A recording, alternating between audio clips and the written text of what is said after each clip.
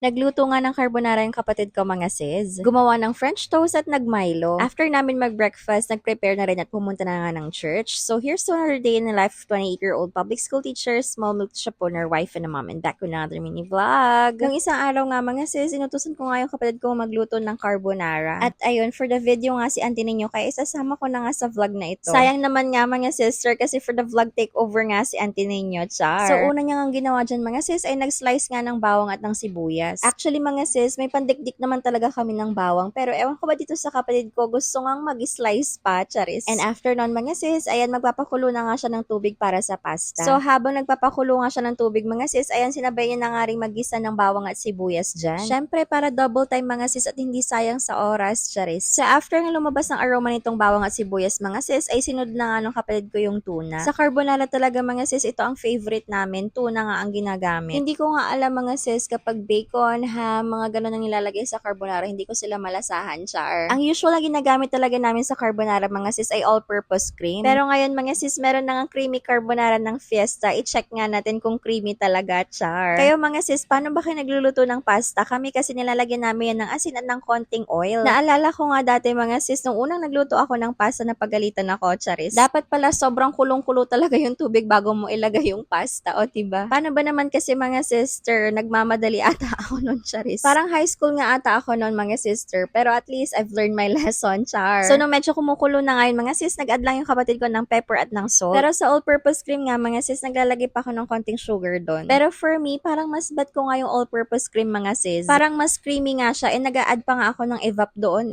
or fresh milk kung ano ang available sa bahay. Pero sa mga ayaw na nga mag-add ng iba pang ingredients dito sa carbonara nila mga sis, ay perfect na nga sa inyo tong Fiesta Creamy Carbonara. Salt at pepper na nga ay okay na. Kapag may available na mushroom din kami sa bahay mga sis, nag-a-add din pala ako kasi nagpapasarap din yun sa carbonara natin. And today nga, Sunday mga sis, ayan, pagkagising ko nga ay nag-prepare na rin ako ng breakfast namin. Para hindi nga kami malate sa church today mga sis, nagtimpla nga lang ako ng Milo at gumawa ng French toast. Hindi nga namin kasabay nagising si Amir niyan mga sis, kaya ayun, sabi ko sa asawa ko ay puntahan na nga niya kasi umiiyak nga si auntie ninyo. Hindi na nga ako nagluto ng kung anik-anik dyan mga sister kasi nga pag nagluto pa ako malilate na kami sa church. Hindi ko nga alam dito kay Amira mga sis, pero lately nga ay nagiging matatakutin siya at ayaw niyang bumabang mag-isa. So for French toast mga sis, ayan nag-melt lang ako ng butter dyan. Nag-scramble nga lang ako ng egg dyan mga sister. Wala nga kaming fresh milk sa ref kaya ayun, wala akong nilagay dyan, egg lang. Konting salt lang pala, yun lang. Kasi late ko na nga nahanap tong cinnamon powder namin mga sis. Kaya ayun, naglagay nga lang ako ng konti dyan. Mas masarap nga sana talaga ito mga sis kapag may milk pa nga. Kaso maghahanap pa ba ako ng wala, char. Habang nagpre-prepare nga ako dyan mga sister, umalis muna yung asawa ko para magpakain ng mga alaga niyang isda. Buti nga at bumalik din agad mga sis, kundi papapagalitan na naman siya, charis. Hindi nga kami agad makaligo dyan mga sis kasi nga naunang naligo si Tita Ara. So after nga naligo ni Ara dyan mga sis, ay sumunod na rin kami kasi for the late nga kami nito kapag hindi pa namin binilis ang kumilos. Hindi na nga ako nakapag-video while preparing mga sis kasi nga malilate talaga kami. Parang exactly 9 AM nga mga sis ay nakaalis na nga kami ng bahay dyan. Buti nga at for the video itong kapatid ko para may pang vlog tayo. At ayun, kasama rin namin mag-church yung friend ni Ara na si Valerie. After few minutes mga sis ay nakarating na rin kami ng church kasi ilang minuto nga lang ito sa bahay. Akala ko nga mga sis for the video nila kami dyan, kaso ayun, nag-video nga rin itong dalawa. Isasama ko na nga mga sis para may mukha nga raw sila dito sa vlog ko, charis. O diba, for the supportive din itong asawa ko mga sis kasi ayun, for the video niya rin kami dyan. Since sa labas nga ang kids church mga sis, ayun, nakita nga ng asawa ko si Amir na very good at nagko-color sa labas. Nagiging creative nga itong si auntie ninyo lately mga sis. And ayun, nagkaroon din ng simple appreciation for teachers mga sis since Teachers Day nga. After service nga mga sis, hinanap nga ako ni Amira para nga makabili siya dito gamit yung KC box na nako-collect niya. So yung gusto ni Amira mga sis ay yung scissors na iba-iba nga ang design. Yung napili nga ni Amira mga sis ay worth 350